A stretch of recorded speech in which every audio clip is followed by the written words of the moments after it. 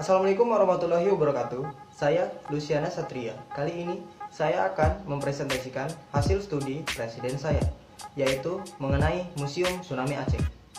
Bagaimana? Ini dia. Baiklah, kali ini kita akan membahas mengenai Museum Tsunami Aceh. Pembahasan pertama, yaitu kita mulai dari sejarah Museum Tsunami Aceh. Pada Minggu pagi, 26 Desember 2004 atau 15 tahun silam, bencana dahsyat gempa dan tsunami menghantam Aceh. Sebanyak 200.000 lebih warga menjadi korban. Setengah juta lainnya kehilangan tempat tinggal. Peristiwa itu diperingati saban tahun di Aceh, sambil belajar menguatkan pengetahuan siaga bencana. Museum ini diresmikan pada tahun 2008. Tujuan pembangunannya selain untuk mengenang gempa bumi yang mengakibatkan tsunami tahun 2004, juga menjadi pusat pendidikan dan pusat evakuasi jika bencana tsunami datang kembali. Nah, selanjutnya kita bahas mengenai inti dari pembahasan kita kali ini, yaitu mengenai arsitektur Museum Tsunami Aceh.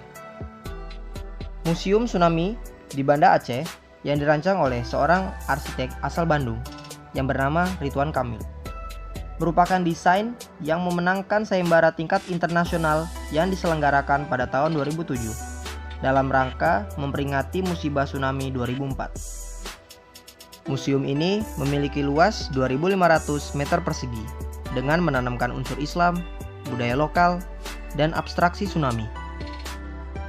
Adapun pendekatan tema arsitektur pada Museum Tsunami Aceh, yaitu penerapan arsitektur metafora. Pemilihan tema metafora pada Museum Tsunami Aceh ini terkait akan fungsi museum ini sebagai Museum Tsunami Aceh sebagai Rumoh Aceh as Escape Hill, di mana museum ini diibaratkan sebagai bukit evakuasi dan penyelamatan, dan juga tampilan interior museum ini merupakan Tunnel of Sorrow yang menggiring ke suatu perenungan atas musibah yang dirasakan oleh warga Aceh, sekaligus pasrahan dan pengakuan atas kekuasaan yang maha kuasa. Ridwan Kamil merancang museum ini untuk mengingatkan kita kepada suasana tsunami Aceh, tergambar pada setiap ruangan yang memiliki syarat dan makna. Namun sebelum itu, kita bahas mengenai makna arsitektur di dalam Museum Tsunami Aceh. Seperti yang telah saya katakan sebelumnya, konsep dari bangunan ini memiliki konsep Rumoh Aceh as Escape Hill, di mana pada wawancaranya Ridwan Kamil mengatakan bahwa emosi saya ikut teraduk-aduk. Acap kali air mata saya tertumpah saat mengerjakan rancangan Museum Tsunami ini. Buat saya, Aceh sangat istimewa. Nah, selanjutnya kita bahas mengenai bentuk. Desain Museum Tsunami ini mengambil ide dasar dari Rumoh Aceh. Rumoh Aceh adalah rumah tradisional Aceh yang berbentuk panggung. Bentuk rumah panggung dipilih sebagai hasil pemikiran kearifan lokal terhadap respon bencana alam banjir dan tsunami.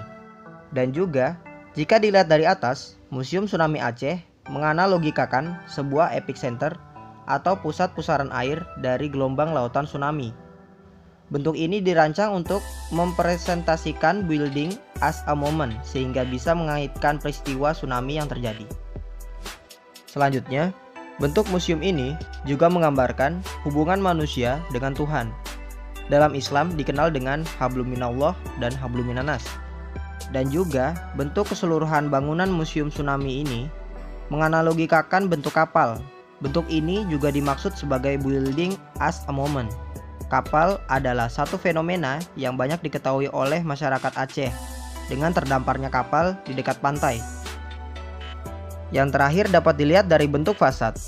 Kulit luar bangunan museum ini menyimbolkan hubungan antara manusia yang dicerminkan dari kebudayaan lokal Tari Saman, di mana ukiran kulit bangunan tersebut mengadopsi dari Tari Saman yang menurut sang arsiteknya melambangkan kekompakan dan kerjasama antar manusia Aceh. Nah, yang terakhir nih, kita akan membahas mengenai tata ruang. Museum ini memiliki 2 lantai, di mana lantai 1 merupakan area terbuka yang dapat dilihat dari luar. Dan sekarang, kita akan menelusuri segala ruangan yang terdapat pada museum ini, dimulai dari ruangan yang pertama, yaitu Space of Fear. Dalam Space of Fear, terdapat sebuah lorong yang bernama Lorong Tsunami yang merupakan akses awal pengunjung memasuki museum. Air mengalir di kedua sisi dinding museum. Suara gemuruh air, cahaya yang minim, lorongnya yang sempit dan lembab, mendeskripsikan kekuatan masyarakat Aceh pada saat tsunami terjadi. Selanjutnya, kita dibawa di dalam sebuah ruangan yang bernama Space of Memory. Ruangan ini berisikan 26 monitor yang melambangkan tanggal terjadinya tsunami 26 Desember 2004, di mana setiap monitor tersebut berisikan gambaran kenangan saat kejadian tsunami pada saat itu.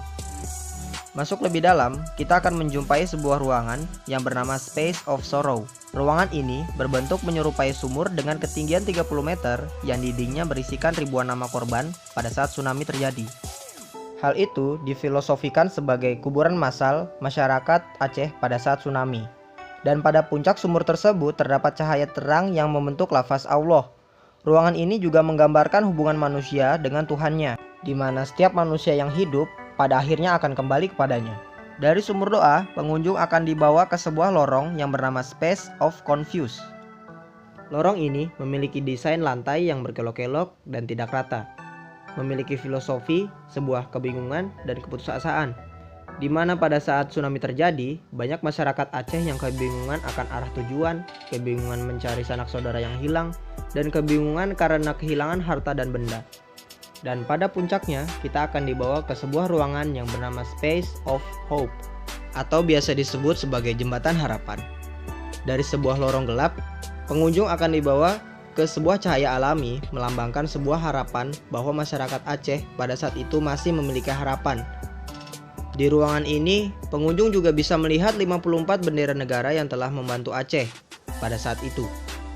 Dan pada setiap bendera tersebut, di bawahnya tertulis kata damai dalam bahasa negara tersebut, yang mempresentasikan bahwa ke-54 negara tersebut membantu menciptakan perdamaian di dunia, khususnya di tanah Aceh. Nah, dari semua ruangan tersebut dapat dilihat bahwa Ridwan Kamil berhasil menggambarkan suasana pada saat tsunami Aceh terjadi, di mana pada setiap ruangan pengunjung dapat merasakan kepelikan yang terjadi pada saat tsunami Aceh terjadi. Maka dapat diambil kesimpulan bahwa museum memiliki koleksi berupa artefak yang asli atau duplikat yang sesuai dengan keadaan sesungguhnya. Fasilitas di dalam museum juga harus bisa mengedukasi pengunjung. Sirkulasi museum harus bisa mengakomodir arah pengunjung, agar seluruh koleksi dapat dinikmati secara menyeluruh. Selain itu, museum juga harus mewadahi aktivitas belajar dengan cara yang lebih inspiratif dan eksploratif, khususnya pada museum ini, yaitu terhadap tsunami dan gempa bumi.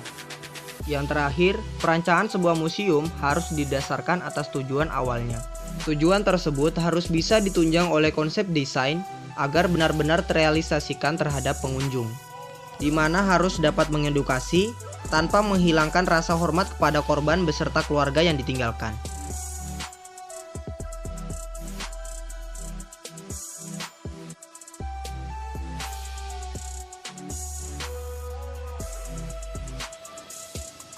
Baiklah, mungkin hanya itu yang dapat saya sampaikan. Kurang lebihnya saya mohon maaf.